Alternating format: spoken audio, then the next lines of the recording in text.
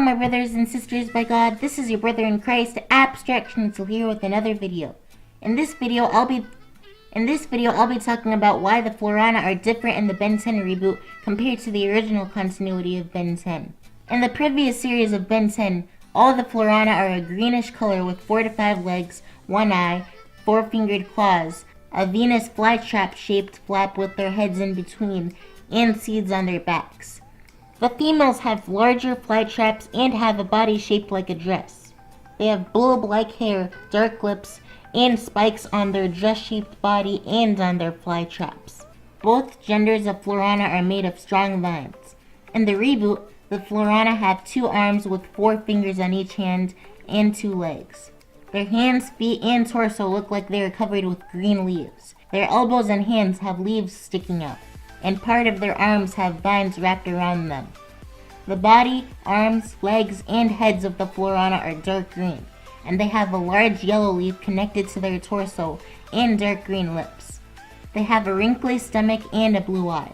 They also have a lime green leaf on top of their heads and green leaves on their back. The Florauna additionally have 4 seeds on their backs. Both versions of Florauna typically live in large colonies and attack intruders to protect their land.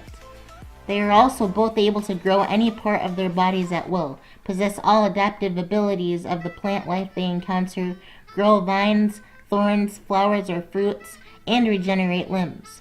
They are both also able to tangle their vines.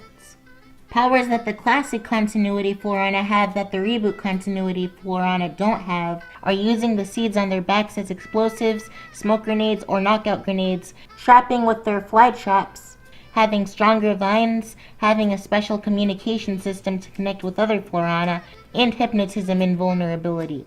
Reboot Florauna can vomit sticky flowers, have weaker vines, have seeds on their backs that can turn into legs, and shoot thorns from their hands.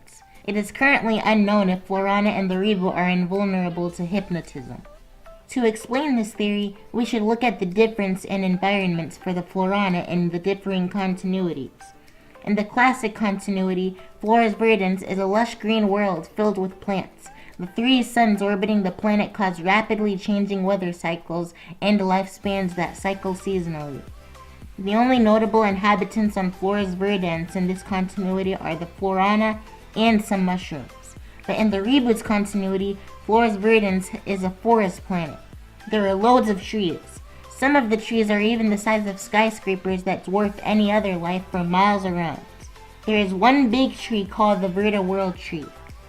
This tree is the most important part of the planet because it is what keeps all the planet's inhabitants alive. The Florauna herd mushroars to the tree whenever it loses its leaves, so the mushroars can pollinate the tree, helping it grow more leaves. Other inhabitants on the planet besides the trees, Florauna, and mushroars are unnamed predators. The Florauna are able to build vehicles, so they seem to have some sort of intelligence. The Florauna use these vehicles to get around the planet quicker, whether they're exploring the planet or toying with their predators. Since the reboot Florauna have predators to avoid, they need to be able to get around quicker, so they probably evolved the seeds on their backs that they use as legs to avoid their predators. They needed to be smart enough to avoid their predators, so they learned how to build vehicles to help them survive.